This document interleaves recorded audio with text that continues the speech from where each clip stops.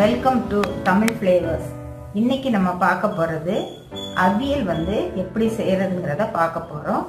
அவியல் செய்ய தேவையான பொருட்கள்: வெண்பூசணி, உருளைக்கிழங்கு, வாழைக்காய், முருங்கைக்காய், கேரட், கத்தரிக்காய், புடலங்காய், வெள்ளரிக்காய், பீன்ஸ். இது அவ்வளோ அவியல் செய்ய தேவையான பொருட்கள்.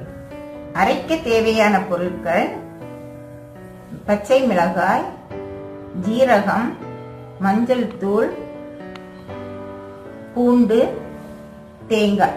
சிறிது புளி புளிப்புக்கு தேவைப்படும். அது லாஸ்ட்ல விடணும். இல்ல நீங்க மாங்காய் போடுறதா இருந்தாக்கி புளி சேர்க்க தேவையில்லை, மாங்காய் போட்டுக்கலாம். இல்ல சில பேர் அவியல்ல தயிர் ஊத்துவாங்க. அது இறக்குனதுக்கு அப்புறம் தயிர் ஊத்ததா இருந்தாலும் புளி சேர்க்க தேவையில்லை. மாங்காய் தயிர் இல்லைன்னா புளிய சிறிது சேர்த்துக்கலாம். இந்த மாதிரி எல்லா காயும் வெட்டி தண்ணிக்குள்ள போட்டுக்கணும். அப்ப அந்த காய் கறக்காது நம்மளுக்கு. அதே மாதிரி அரைக்கிறதுக்கு நான் சொன்னேன்ல, அந்த தேங்காய் தேங்காய், பூண்டு, பச்சை மிளகாய், மஞ்சள், ஜீரகம் எல்லாம் போட்டு இதே மாதிரி திருன்னு அரைச்சுக்கணும். அவியலுக்கு மைய அரைக்க கூடாது. இது மாதிரி அரைச்சிட்டு இப்ப நம்ம எப்படி செய்யறதுன்னு பார்ப்போம். இப்போ கடாயை அடுப்புல வச்சாச்சு.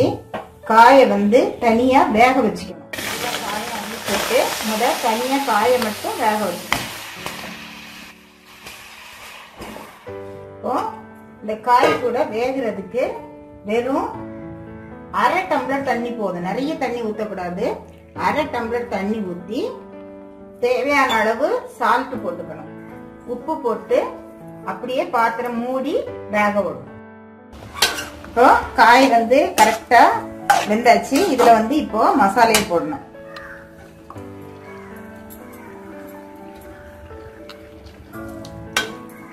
மசாலா போட்டு ரெண்டும் மிக்ஸ் ஆகி ஒரு நிமிஷம் வேக விடணும். தாளிசம் பண்ணி அந்த அவியல்ல ஊத்தி மூடி வச்ச வேண்டியதான். இப்ப எண்ணெய் சூடாயிடுச்சு. கடுகு போடணும்.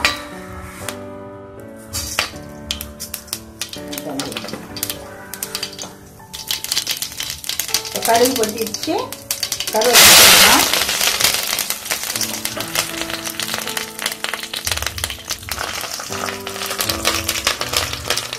அப்படியே அவியல்ல ஊற்றிட்டு